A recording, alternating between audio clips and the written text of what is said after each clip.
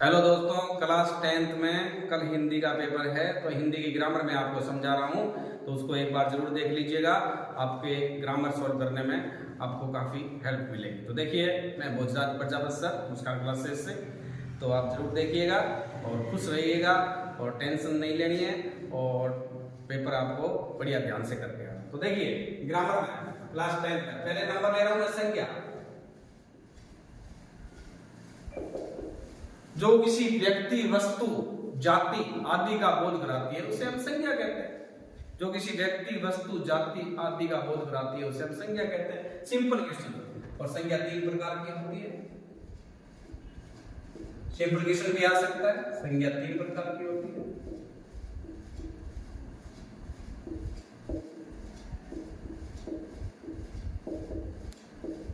पहला जातिवाचक संज्ञा,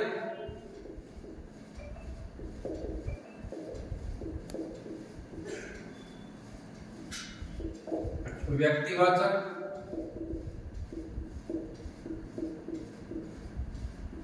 फिर भाववाचक,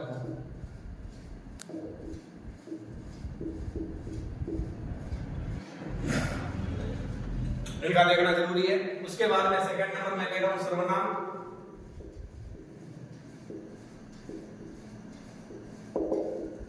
संज्ञा के स्थान पर जिसका आपने प्रयोग करते हैं उसे हम सर्वनाम कहते हैं।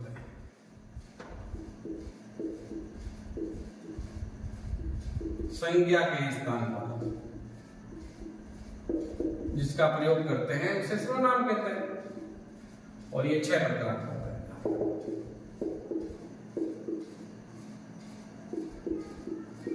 इसमें एक निजवाचक इंपॉर्टेंट है जो खुद के लिए प्रयोग होता है, अपने आप के लिए, निजवाचक सर्वनाम। अब ले रहा हूं मैं विशेषण। ये विशेषण है, इससे संबंधित आएंगे। जो संज्ञा व सर्वनाम की जो विशेषता बताता है उसे हम विशेषण कहते हैं।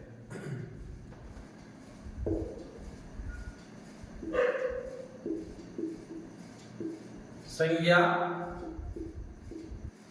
और सर्वनाम की विशेषता,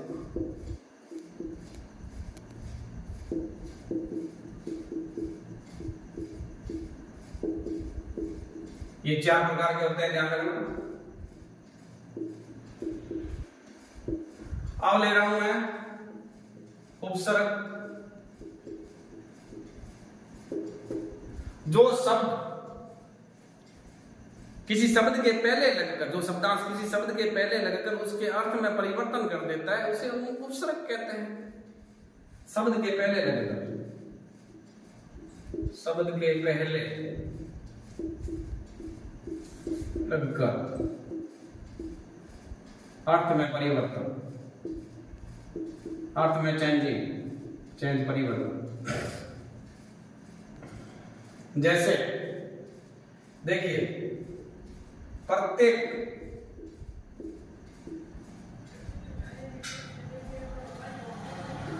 प्रति प्लस एक, तो इसमें प्रति उपसर्ग हुआ। सहा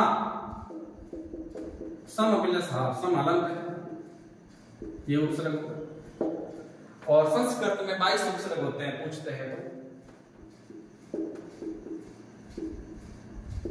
संस्कृत में 22 उपसर्ग। उपसर्ग का टॉपिक जरूर देखना है। जो किसी शब्द के पहले लगकर उसके अर्थ में परिवर्तन करता है उसे हम उपसर्ग कहते हैं। और प्रत्यय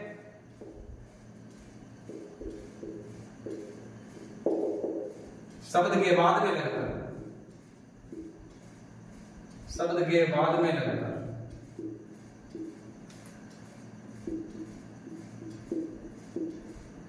अर्थ में परिवर्तन, अर्थ में चेंज, ये 2 प्रकार के होते हैं।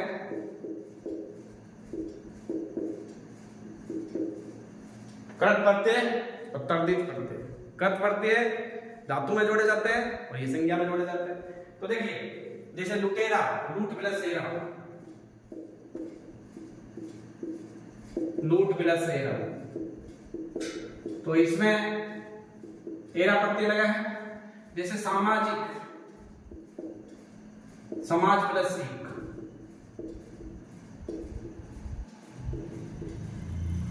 इसमें एक प्रत्यय लगा।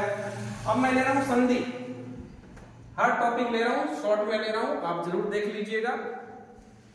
संधि, दो वर्णों के मेल को संधि कहते हैं।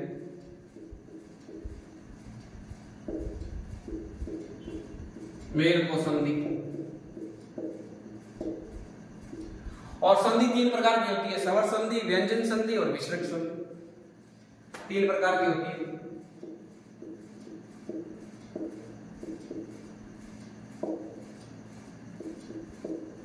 शॉर्ट में करवा रहा हूं, स्वर संधि, सेकंड व्यंजन संधि, फिर विसर्ग संधि।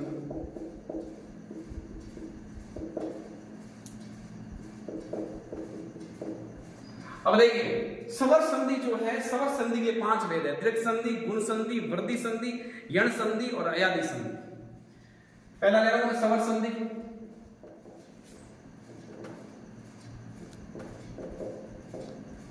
ये 5 प्रकार की होती है, 5 प्रकार। पहले देखो दीर्घ संधि। दीर्घ संधि जिसमें दो ह्रस्व स्वर, जैसे अ या आ के बाद में अ या आ है, उसका दीर्घ हो जाता है, वहां दीर्घ संधि होती है। शॉर्ट में ले रहा हूं, जैसे विद्यालय, विद्यालय का क्या होगा, विद्या प्लस आलय, प्लस को धन बोलते हैं, तो विद्या का अंतिम उच्चारण क्या है, आ। आलय का पहला क्या है, आ। पूरा क्या हुआ, विद्यालय आ। इसका मतलब दो दीर्घ स्वर मिलके दीर्घ बढ़ गया, या दो ह्रस्व यानी छोटा दीर्घ यानी बड़े, दोनों मिलके दीर्घ बढ़ जाता है, वहां दीर्घ संधि होती है। गुण संधि, अब देखिए गुण संधि। गुण संधि जब देखो अ या आ के बाद में ई या ई हो, उसका ए हो जाए। अ या आ के बाद में उ या औ हो, इसका ओ हो जाए। अ या आ के बाद में र, ऋषि वाला, इसका अर हो जाए। वहां कौन सी संधि होती है, गुण संधि। अ आ के बाद में ई और उसका ए हो जाए। अ आ के बाद में उ और उसका ओ हो जाए। अ आ के बाद में र, ऋषि वाला और उसका अर हो जाए, वहां गुण संधि होती है। जैसे महेश, एग्जाम्पल का भी ले रहा हूं मैं, महेश, महा प्लस ईस, महा प्लस ईस, महेश का महा प्लस ईस, महा का क्या हुआ, आ, इसका क्या हुआ, ई, महेश के, इसमें कौन सी संधि है, जैसे सिप्त रस्सी, तो सप्त प्लस ऋषि,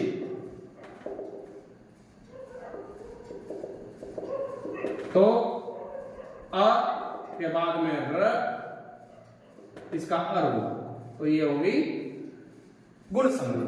अब है वृद्धि संधि। वृद्धि संधि में देखो अ या आ के बाद में ए या ए होगा, उसका उच्चारण ए हो जाए।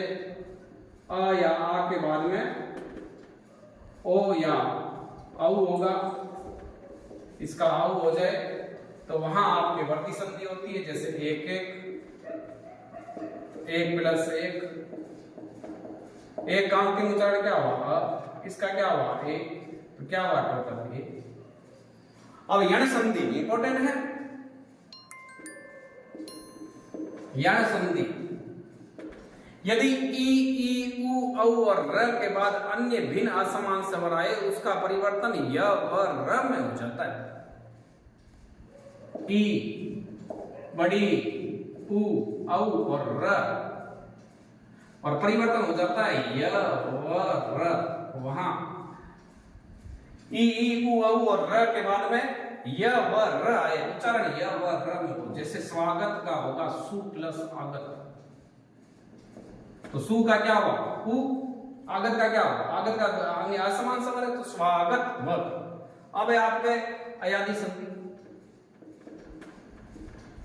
यदि ए ओ औ के बाद में असमान भिन्न स्वर आए, उसका परिवर्तन आओ आओ में हो जाता है, तो अयादि संधि होती है। जैसे नयन, ने प्लस अन, पावन, दो मात्रा होगी तो पो प्लस अन, ये आपकी संधि थी। उसके बाद में व्यंजन संधि, व्यंजन संधि में देखो व्यंजन का व्यंजन से मेल, व्यंजन संधि या स्वर से मेल। और इसमें जैसे मैंने लिखा जगदीश, इसमें नीचे हलंत होगा, पहचान करने के लिए नीचे हलंत होगा, जगत प्लस ईश। जैसे दुशासन, दुष प्लस शासन, प्रत्येक, प्रति प्लस एक। तो देखिए प्रत्येक का नहीं होगा, सॉरी, जगदीश जगत प्लस ईश। अब व्यंजन संधि, व्यंजन में व्यंजन का लोप हो जाता है यानी हट जाता है, व्यंजन 2 पॉइंट। तो जैसे मैंने इसमें लिखा मनोरथ, इसका होगा मन प्लस रथ, मन प्लस रथ, मन धन रथ बोलते हैं वैसे, ये विसर्ग का लोप हो जाता है। अब देखिए, अब मैं यहां ऊपर ले रहा हूं समास, शॉर्ट में ही बता रहा हूं आपको। समास, दो शब्दों के मेल को समास कहते हैं, दो शब्दों के मेल को समास कहते हैं। और ये 6 प्रकार के होते हैं, ध्यान रखना। पहला अव्यय भाव समास, जिस समास में पहला पद अव्यय हो या संज्ञा हो, दूसरा पद, उसे हम अव्यय भाव समास कहते हैं। या जिसमें पहला पद प्रधान हो उसे अव्यय भाव समास कहते हैं। जिसमें पहला शब्द या होगा या भ होगा या प्र होगा, जैसे यथाशक्ति, प्रत्येक, भरसक। और तत्पुरुष समास, जिस समास में दूसरा पद प्रधान हो उसे तत्पुरुष समास कहते हैं। तत्पुरुष समास में कारक का प्रयोग होगा, कारक 8 होते हैं, कर्ता, ने, कर्म को, करण से द्वारा, संप्रदान के लिए, अपादान से अलग होना, संबंध का, की, के, अधिकरण में पर, संबोधन हे, हो, हरि, अजी, सुनते, 8 हो गए। इसके बाद में द्विगु समास, जिस समास में पहला पद संख्यावाचक हो और पूरा शब्द समूह का बोध कराता है, समूह का बोध कराता है। जैसे चौराहा, 4 रास्तों का समूह, सिप्त ऋषि, 7 ऋषियों का समूह, महीना 30 दिनों का समूह, साल 365 दिनों का समूह। द्वंद्व समास, जिस समास में दोनों पद प्रधान हो या जिस समास में बीच में से और या शब्द लोप हो गया है, जैसे माता और पिता, पति और पत्नी, दाल और रोटी, इसमें द्वंद्व समास होता है। अब आता है कर्मधारय समास, जिस समास में पहला पद विशेषण हो या दूसरा पद विशेष्य हो या पहला पद उपमान दूसरा पद उपमेय, वहां कर्मधारय समास होता है। जैसे नीलकमल, नीला है जो कमल। और लास्ट बचा बहुब्रीहि समास, जिस समास में कोई पद प्रदान नहीं होता है, कोई अन्य पद ही प्रदान होता है, वहां बहुब्रीहि समास होता है। और बहु जितने भी भगवान के नाम है वहां बहुब्रीहि समास में आते हैं। कई अपवाद हैं जो कर्मधारय समास में आएंगे, जैसे लंबोदर, लंबा है उदर जिनका, गणेश जी, चक्रपाणी, चक्र है हाथ में, दशानंद, 10 है आनंद जिनके, ये बहुब्रीहि समास में आते हैं। तो दोस्तों मैंने ये ग्रामर और एक क्रिया रह गई, क्रिया लास्ट वाला और बता देता हूँ। क्रिया 2 प्रकार की होती है, सकर्मक क्रिया और अकर्मक क्रिया। सकर्मक क्रिया जिसमें क्रिया का फल कर्ता पर नहीं पड़कर कर्म पर पड़ता है, उसे सकर्मक क्रिया कहते हैं। देखो डायरेक्टली मैंने मेरी तरफ से बनाया है, जिसमें आंसर दिया है। जैसे रमेश केला खाता है, तो इसमें केला कौन खा रहा है? रमेश, इसका मतलब आंसर दिया है, इसका मतलब सकर्मक क्रिया।